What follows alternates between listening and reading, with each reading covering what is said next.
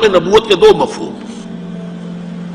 یہ دو مفہوم کیا ہیں اس کو آپ آسانی سے سمجھ سکتے ہیں. اردو میں بھی ہماری اپنی زبان میں بھی ختم کے دو مفہوم ہیں. مثلا پیسے ختم ہو گئے. پہلے پیسے تھے اب نہیں رہے. کسی شے کا پہلے وجود تھا اب نہیں ہے. یا پنجابی میں کوئی کہے دانے مک گئے. پہلا تھا کچھ گندم تھی یا کوئی اور شے تھی اب نہیں ہے. یہ ختم نبوت کا ایک مفہوم ہے کہ وہ نبوت جو چلی آ رہی تھی حضرت آدم علیہ السلام سے، اس لیے کہ پہلے نبی حضرت آدم تھے، وہ نبوت جو چلی آ رہی تھی وہ ختم ہو گئی. اب حضور کے بعد کوئی نبوت نہیں. لیکن ایک دوسرا مفہوم اس کا کیا ہے؟ آپ کو معلوم ہے اسکول کا طالب علم کہتا ہے میں نے اپنا ہوم ورک ختم کر لیا. اب اس کے معنی کیا ہے؟ کامل کر لیا، مکمل کر لیا، پورا کر لیا، میں نے اپنا کام پورا کر لیا. ختم کا یہ دوسرا مفہوم ہے جس کی روح سے نبوت اور رسالت حضور پر کامل ہوئی. ذرا نوٹ کیجئے، پہلا مفہوم اپنی جگہ پر ایک واقعہ ہے، حقیقت ہے، لیکن اس میں فضیلت کی کوئی بنیاد نہیں ہے. ایک چیز چلی آ رہی تھی، آتے آتے ختم ہو گئی، چلیے واقعہ تو ہے، اس میں فضیلت کا کیا مفہوم ہوا؟ حضور کی عظمت کا کوئی پہلو سامنے نہیں آتا.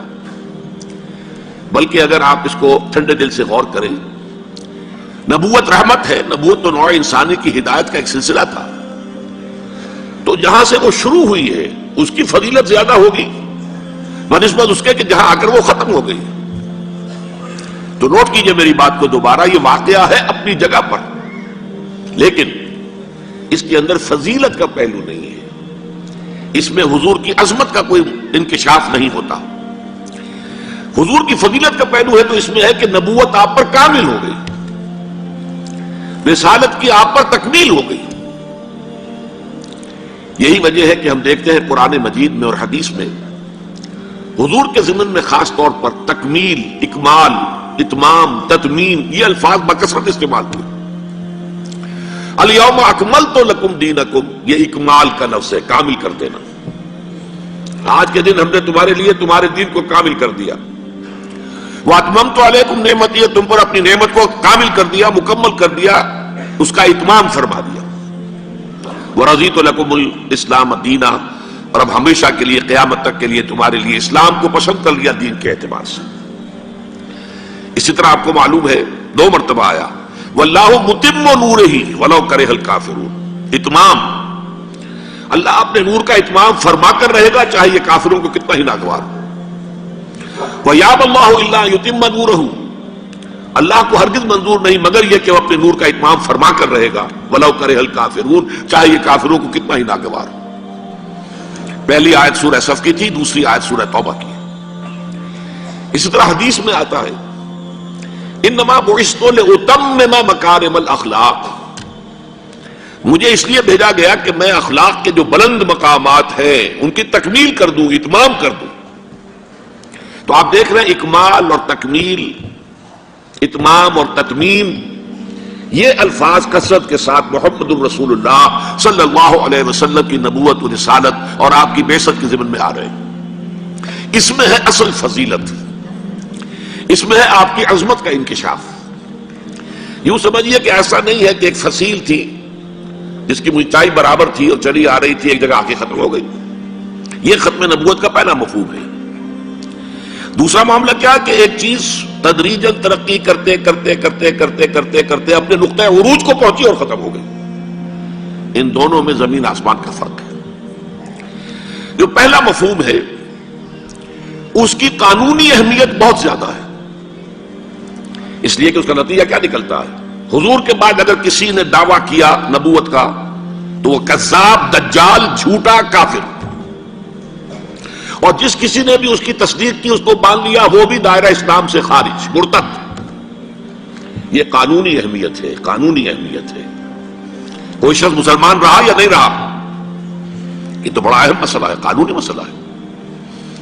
اس کی بیوی کا اسے نکاح جو ہے وہ ختم ہو گیا اگر اس نے کسی حضور کے بعد کسی نبی کی نبوت کا اقرار کر لیا یا خود اپنے نبی ہونے کا دعویٰ کیا. وہ پھر مرتد ہے، واجب القتل ہے۔ یہی وجہ ہے کہ ختم نبوت کے اس مفہوم پر علماء کرام نے بڑی تفصیل سے گفتگویں کی، تقاریر کی، خطبات دیے اور تصانیف کی۔ مولانا سید انور شاہ کاشمیری رحمۃ اللہ علیہ کی ایک کتاب جو ہے اس موضوع پر میرے نزدیک حرف آخر ہے، جس میں کوئی اضافہ نہیں ہو سکتا۔ دوسرا مفہوم چونکہ اس کی کوئی اہمیت قانونی نہیں تھی کہ حضور پر نبوت کی تکمیل ہوئی ہے، حضور پر رسالت کی تکمیل ہوئی ہے، قانونی اہمیت کوئی نہیں اس کی، لہذا اس پر کما حق توجہ نہیں ہوئی۔ اس پہلو کو در حقیقت نمایاں کرنا میری آج کی گفتگو کا اصل جو ہے وہ موضوع ہے، عنوان ہے۔ یہی وجہ ہے کہ آپ دیکھتے ہیں کہ علماء کرام کی تقاریر میں ختم نبوت پر جب بھی گفتگو ہوگی صرف ایک آیت قرآن مجید کی ہے جو پیش کی جاتی ہے، سورہ احزاب کی آیت ما کان محمد ابا احد من رجالکم ولکن رسول اللہ وخاتم النبیین۔ محمد صلی اللہ علیہ وسلم اے مسلمانوں تم میں سے کسی مرد کے باپ نہیں ہے۔ زید ابن حارثہ کو اگر حضور نے منہ بولا بیٹا بنا لیا تھا تو منہ بولا بیٹا کوئی حقیقت نہیں رکھتا، ورنہ آپ کسی مرد کے والد نہیں ہیں۔ آپ کو اللہ نے بیٹے دیے بھی ابتدا میں، وہ فوراً فوت ہو گئے۔ آپ کے عمر کے آخری دور میں بھی حضرت ابراہیم کی ولادت ہوئی، حضرت ماریہ قبطیہ کے بطن سے، وہ بھی فوت ہو گئے بچپن میں۔ تو ما کان محمد ابا احد من رجالکم ولکن رسول اللہ وخاتم النبیین، وہ تو اللہ کے رسول ہیں اور نبیوں کی مہر ہے، مہر لگ گئی، اب یہاں سے کوئی اور شے نہیں نکل سکتی، یہ بند ہو گیا راستہ، یہاں سے اب کسی اور نبوت کے اجرا کا سوال پیدا نہیں ہوتا۔ اور یہ آج کس کانٹیکسٹ میں آئی ہے؟ عرب میں ہمیشہ سے ایک رواج چلا آ رہا تھا، اور یہ ان کے یوں سمجھیے تہذیب اور ثقافت کا ایک جزو لازم تھا۔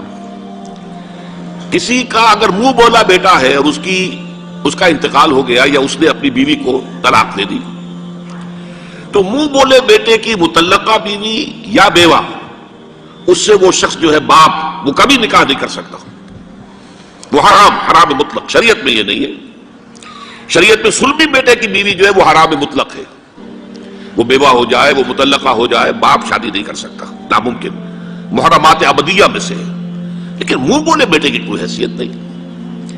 اس رسم کو توڑنے کے لیے اگر خود حضور صلی اللہ علیہ وسلم اس پر عمل نہ کرتے تو کسی طرح بھی یہ صورت ختم نہیں ہو سکتی۔ یہی وجہ ہے کہ حضرت زینب سے جبکہ انہیں طلاق دے دی تھی، حضرت زید ابن حارثہ نے، اللہ تعالیٰ نے نکاح کر دیا حضرت زینب کا حضور کے ساتھ آسمان پر، زمین پر نکاح بعد میں ہوا ہے۔ اور یہاں فرمایا اگر اب محمد یہ کام نہ کرتے تو ان کے بعد تو کوئی نبی آنے والا ہے نہیں، لہذا اس غلط رسم کی اصلاح کی کوئی شکل نہ ہوتی اگر یہ کام نہ ہوتا کہ خود محمد رسول اللہ صلی اللہ علیہ وسلم اپنے منہ بولے بیٹے زید ابن حارثہ کی مطلقہ حضرت زینب سے شادی نہ کرتے۔ یہ اس معنی میں قانونی جو مفہوم ہے ختم نبوت کا، اس کے اعتبار سے ریلیونٹ آیت ہے، اس میں کوئی شک نہیں۔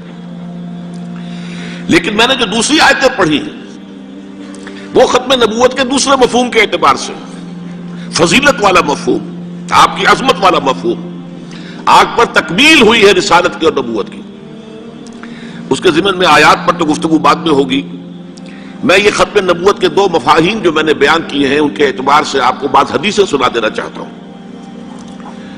دیکھیے، ایک جامع ترمذی میں روایت ہے حضرت ثوبان سے رضی اللہ تعالی عنہ، حضور نے فرمایا انہ سیکون فی امتی ثلاثون کذابون کلہم یزعم انہ نبی وانا خاتم النبیین لا نبی بعدی۔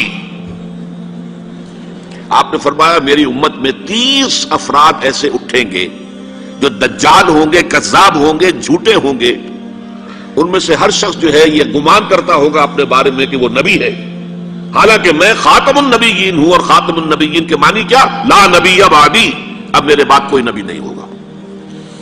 اس قانونی مفہوم کو بہت ہی عمدگی کے ساتھ یہاں واضح کر دیا گیا کہ اب چاہے دجال اٹھیں گے، حضور کے اپنے زمانے میں اٹھ گئے تھے، پھر اس دور میں تو بڑی تیزی کے ساتھ، بڑی رفتار جو ہے تیز ہو گئی ہے، زمانہ آخری آ رہا ہے، وہ 30 کی تعداد اب جو ہے پوری ہونی ہے۔ بہاء اللہ ایران میں اٹھا، غلام محمد قادیانی ہندوستان میں اٹھا، ابھی آپ کے ہاں ایک یوسف صاحب تھے، ان کو ویسے ہی ایک شخص نے گولی مار دی ہے سائی وال جیل میں، ورنہ وہ بھی کہتے تھے میں محمد ہوں صلی اللہ علیہ وسلم، معاذ اللہ ثم معاذ اللہ ثم معاذ اللہ۔ پچھلے دنوں خبر آئی تھی کہ ملتان میں کسی نے نبوت کا دعویٰ کر دیا ہے، وہ گرفتار کیا گیا، اس پر مقدمہ چل رہا ہے۔ تو یہاں حضور نے فرما دیا کہ 30 ہوں گے ایسے افراد میری امت میں سے کہ جو دعویٰ کریں گے وہ جھوٹے ہوں گے، کذابون، اور جو دعویٰ کریں گے نبوت کا، حالانکہ میں خاتم النبیین ہوں اور میرے بعد کوئی نبی نہیں۔ دوسری حدیث ہے، یہ حضرت ابو ہریرہ سے ہے رضی اللہ تعالیٰ عنہ، اور یہ سنن ابی داؤد میں ہے۔ لا تقوم الساعۃ، حضور نے فرمایا قیامت قائم نہیں ہوگی حتی یخرج 30 دجالون، جب تک کہ 30 دجال ظاہر نہ ہو جائیں، کلہم یزعم انہ رسول اللہ، جن میں سے ہر شخص یہ کہے گا اور سمجھے گا کہ میں اللہ کا رسول ہوں۔ یہ 2 حدیثیں ہیں لا نبی بعدی کے مفہوم کے اندر، قانونی مفہوم جو ختم نبوت کا یہ مفہوم ہے کہ آپ کے بعد کوئی نبی نہیں۔ دوسری حدیث سنیے، اس میں تکمیل نبوت کا تصور آ رہا ہے، بڑی پیاری حدیث ہے، حضرت ابو ہریرہ رضی اللہ تعالیٰ عنہ سے مروی ہے، اور اس حدیث کی سند بہت قوی ہے، متفق علیہ، بخاری اور مسلم دونوں میں۔ حضور فرماتے مثلی و مثل الانبیاء، میری اور سابقہ انبیاء کی مثال ایسے ہے کہ مثل قصر، ایک ایسا محل کسی ہے، احسن بنیانہ، جس کی تعمیر بہت عمدہ کی گئی، بہت شاندار قصر تعمیر کیا گیا، وَتَكَ مِنْهُ مَوْضَعَ لَبْنَةٍ، لیکن ایک اینٹ کی جگہ چھوڑ دی گئی، ایک جگہ پر رکھنا چھوڑ دیا گیا، وہ کمی ایک تھی کہ جو اس کے اندر باقی تھی۔ فَطَافَ بِهِ النَّظَارُ يَتَعَجَّبُونَ مِنْ حُسْنِ بُنْيَانِهِ، تو اس محل اور قصر کا طواف کرتے تھے لوگ، ارد گرد گھومتے تھے اور بہت تعجب کرتے تھے، کتنی شاندار عمارت ہے، کتنی عظیم عمارت ہے، کیسا عالی شان محل تعمیر کیا گیا ہے۔ الا موضع تلک اللبنہ، سوائے اس ایک اینٹ کی کمی کے جو عجیب محسوس ہوتی تھی کہ یہ ایک اینٹ کی کمی کیوں رکھ دی گئی۔ اب حضور فرماتے فکنت انا، وہ اینٹ میں ہوں، صدقت موضع اللبنہ، میں نے اس اینٹ کے رکھنے کو پورا کر دیا ہے۔ ختم بی البنیان، میرے ذریعے سے قصر رسالت کی تکمیل ہو گئی ہے، وختم بی الرسل، اور میرے ذریعے سے مجھ پر رسالت کا اختتام ہو گیا۔ اب یہاں محل اور محل میں ایک کمی، اور اس کمی کا آپ کے ذریعے سے پورا ہو جانا، یہ ہے تکمیل نبوت و رسالت کا معاملہ۔ تو میں نے اپنا پہلا مضمون پورا کیا، ختم نبوت کے 2 مفہوم۔ اب آئیے ختم نبوت کے قانونی تقاضے۔ ختم نبوت کا وہ پہلو کہ جو شخص بھی اب حضور کے بعد کوئی نبوت کا دعویٰ کرے گا یا کیا ہے، وہ دجال، کذاب، جھوٹا، کافر، مرتد، واجب القتل، یہ اس کا قانونی تقاضا ہے۔ بدقسمتی سے صورت کیا ہوئی، عالم اسلام میں اس سے پہلے جب بھی کسی نے یہ کام کیا، جب تک مسلمانوں کی حکومتیں تھیں، انہیں قتل کر دیا گیا۔ آپ کو معلوم ہے کہ حضور کے فوراً بعد جو کھڑے ہو گئے تھے مسیلمہ کذاب اور بڑے بڑے مدعیان نبوت، ان کے خلاف جہاد کیا گیا، ان کو قتل کیا گیا، تہہ تیغ کیا گیا۔ بہاء اللہ ایران میں اٹھا تو وہاں چونکہ بہرحال مسلمانوں کی حکومت تھی، قتل کر دیا گیا۔ اب بھی کوئی بہائی ایران میں نہیں رہ سکتا، سب وہاں سے بھاگ چکے ہیں، کوئی نہیں رہ سکتا، کوئی وہاں آئے گا تو قتل کر دیا جائے گا۔ لیکن یہاں معاملہ یہ تھا کہ انگریز کی حکومت تھی، انگریز کی حکومت میں ہر شخص کو کھلی چھوٹ تھی۔ اکبر الہ آبادی رحمت اللہ علیہ نے بڑے خوبصورت الفاظ کے اندر وہ نقشہ کھینچا ہے، گورنمنٹ کی خیر یارو مناؤ، گلے میں جو آئیں وہ تانے اڑاؤ۔ کہاں ایسی آزادیاں تھی میسر، ان الحق کہو اور پھانسی نہ پاؤ۔ اگر اسلامی حکومت ہوتی، مسلمان حکومت ہوتی، چاہے اعلی معیاری اسلامی حکومت نہ بھی ہوتی، مسلمانوں کی حکومت ہوتی، تو جس نے ان الحق کہا منصور، وہ سولی چڑھا دیا گیا یا نہیں؟ جس نے نبوت کا دعویٰ کیا وہ قتل کر دیے گئے کہ نہیں؟ انگریز کی حکومت تھی، گورنمنٹ کی خیر یارو مناؤ، گلے میں جو آئیں وہ تانے اڑاؤ، خدائی کا دعویٰ کر دو، نبوت کا دعویٰ کر دو، رسالت کا دعویٰ کر دو، کوئی پوچھنے والا نہیں، کوئی پکڑنے والا نہیں، کسی دارو گیر کا کوئی اندیشہ ہی نہیں۔ کہاں ایسی آزادیاں تھی میسر، ان الحق کہو اور پھانسی نہ پاؤ۔ اسی زمانے میں ایک واقعہ یہ ہوا تھا، غلام احمد قادیانی نے ایک دعوتی خط لکھا کابل کے حکمران، میں بھول رہا ہوں کہ وہ امیر دوست محمد خان تھے یا امیر عبد الرحمان خان تھے، ان دونوں میں سے کسی کے سامنے وہ خط پہنچا. جیسے کہ حضور نے خطوط بھیجے تھے قیصر کو، کسریٰ کو، تو اس کو بھی شوق چرایا کہ میں بھی تو اب نبی ہوں، نبوت کا دعویٰ کر چکا ہوں، تو مجھے پڑوس کا ملک جو ہے افغانستان، وہاں کے بادشاہ کو دعوت دینی چاہیے کہ وہ مجھ پر ایمان لائے. جب وہ خط وہاں پہنچا ہے تو امیر کابل نے اسی خط پہ 2 الفاظ لکھ دیے اور واپس کر دیا. الفاظ کیا تھے؟ ای جا بیا، یہاں آؤ ذرا اور یہاں آ کر تم دعویٰ کرو نبوت کا. یہ تم انگریز کی چھتری تلے بیٹھے ہوئے دعوے کر رہے ہو، انگریز کے سائے تلے جو ہے، اور انگریز جو ہے تمہیں سپورٹ کر رہا ہے. تم نے جہاد کو جو ہے ختم کر دیا، دین کے لیے حرام ہے اب دوستو قتال، حرمت قتال. انگریز کو اور کیا چاہیے تھا؟ گلیڈسٹن نے، جبکہ وہ وزیر اعظم تھا برطانیہ کا، اس نے کہا تھا اپنی پارلیمنٹ میں قرآن کو لہرا کر، جب تک یہ کتاب دنیا میں موجود ہے امن قائم نہیں ہو سکتا. یہ تو جہاد اور قتال کی بات کرتی ہے. تو ان کو اور کیا چاہیے تھا کہ اگر کوئی اس قتال کو ختم کر دے، منسوخ کر دے، اور مسلمانوں میں سے جذبہ جہاد اور قتال فی سبیل اللہ کو نکال دے، تو اس سے بڑی اور کیا خدمت ہوگی. لیکن یہ کہ اگر تمہیں یہ دعوت دینی ہے تو ذرا یہاں آؤ، ای جا بے آ، یہاں آ کے یہ دعوت دو مجھے، تاکہ تمہارے 14 طبق روشن ہو، تمہیں معلوم ہو کہ اس دعویٰ کرنے کا مطلب کیا ہے. لیکن ایک بات میں اب آپ سے عرض کر رہا ہوں، ہم پر اللہ کا بڑا کرم ہوا تھا، اس میں کوئی شک نہیں.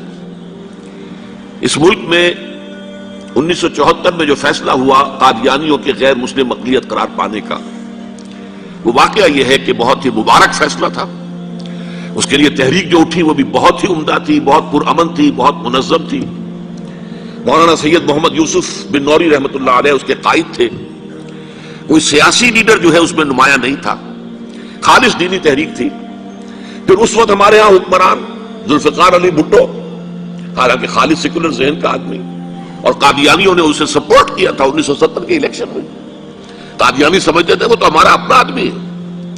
لیکن اللہ تعالیٰ نے اس کے ہاتھوں، لیکن بہترین طریقے سے، جس پر اعتراض کیا ہی نہیں جا سکتا، پارلیمنٹ کے ذریعے سے فیصلہ کرایا. کوئی آرڈیننس نہیں تھا، کوئی حکم جو ہے، فرمان جو ہے وہ ایشو نہیں ہوا تھا، پارلیمنٹ کے ذریعے سے.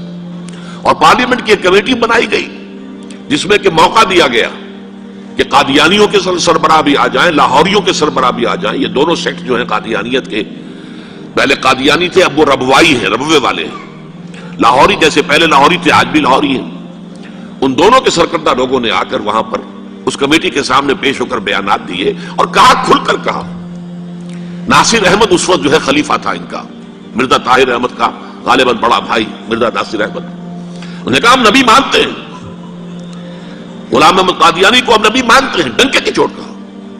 لہذا اس کے بعد پارلیمنٹ نے فیصلہ کیا یہ غیر مسلم ہے، اور صحیح فیصلہ کیا.